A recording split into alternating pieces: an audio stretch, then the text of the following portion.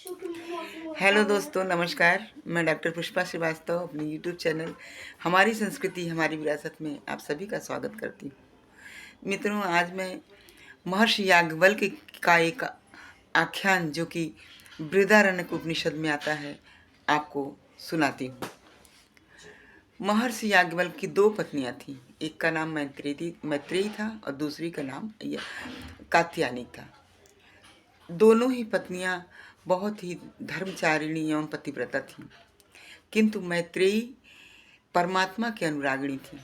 उनका मन परमात्मा के ध्यान में ज़्यादा लगता था, जबकि कात्यायनी संसार के विषय भोगों में ज़्यादा रत थी। महर्षि याज्ञवल्क्य जब सन्यास को जाने लगे तो उन्होंने मैत्रेयी को बुलाया और कहा कि मैत्रेयी, मैं तुम दोनों में अपनी सारी संपत्ति आधी आधी बांट देना चाहता हूँ, जिससे तुम लोगों में किसी प्रकार का कोई वैमनस्य न रहे और तुम लोग भी सुख से रह सको। अपने स्वामी की यह बात सुन करके मैत्रेयी ने कहा कि क्या पृथ्वी धन धान्य से पूर्ण पृथ्वी मुझको मिल जाएगी तो क्या मुझे अमृतत्व की प्राप्ति हो जाएगी? याज्ञवल्क्य जी ने कहा, नहीं, उससे तुम धनिक जरूर हो जाओगी, किंतु उससे अमृतत्व की प्राप्ति नहीं होगी। इस पर मैत्रेयी ने कहा कि स्वामी, मुझे वही धन आप प्राप्त करा दीजिए जो आपने प्राप्त किया है और जिससे अमृतत्व की प्राप्ति होती है, और जिसके आगे यह सारा घर बार सारी संपत्ति आपको तुच्छ लग रही है, उसी परम धन को मुझे भी प्राप्त करा दीजिए। यह सुनने के बाद महर्षि याज्ञवल्क्य बहुत प्रसन्न हुए और उन्होंने मैत्रेयी को बुलाकर कहा, मैत्रेयी, मैं तुमसे बहुत प्रेम करता हूँ और आज तुम्हारी यह बातें सुनकर मैं बहुत प्रसन्न हूँ और मैं तुम्हें आत्मज्ञान का, अमृतत्व का उपदेश देता हूँ, तो इसका श्रवण करो, मनन करो और ध्यान करो, इससे ही तुम्हें अमृतत्व की प्राप्ति हो जाएगी।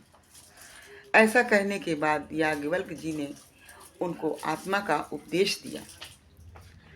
अपने उपदेश में जो मुख्यतः उन्होंने कहा, यही कहा कि संसार की कोई भी चीज अपनी वस्तु के कारण प्रिय नहीं है, बल्कि प्रिय इसलिए है कि उसमें आत्मा व्याप्त है। उदाहरण के लिए, पति के लिए प्रिय नहीं है, वो आत्मा के प्रयोजन से प्राप्त है। संसार का सारा वस्तु, संसार की समस्त चीजें इसलिए प्रिय होती हैं क्योंकि उसमें आत्मा व्याप्त है। बिना आत्मा की व्यापकता के कोई भी चीज प्रिय नहीं होती। इसलिए आत्मा का ही ध्यान करो, आत्मा का ही मनन करो, आत्मा का ही निधि ध्यान करो, इसी से तुम्हें अमृतत्व की प्राप्ति होती है। एक बात उन्होंने और भी कही है कि संसार में जब तक द्वैत की अनुभूति होती है तभी तक लगता है कि अमुक मुझको देख रहा है, अमुक से मुझे खुशबू आ रही है, अमुक बोल रहा है। किंतु जब यह पता चल जाता है कि एको हम न द्वितीय, ये तो पूरे ब्रह्मांड में केवल मैं ही हूँ, केवल आत्मा ही व्याप्त है, कुछ नहीं और दूसरा कुछ भी नहीं है, तो ना कोई दूसरा रहता है, ना कोई दूसरा कहने की बात आती है, सिर्फ एक आत्मा की ही अनुभूति होने लगती है। तो हे प्रिय, मैंने जो आपको उपदेश दिया, इसी को आप श्रवण करिए, मनन करिए, निध्यासन करिए, इसी से आपको अमृतत्व की प्राप्ति होगी। मित्रों, नमस्कार। मेरी यह प्रस्तुति आपको कैसी लगी मुझे बताइएगा। धन्यवाद।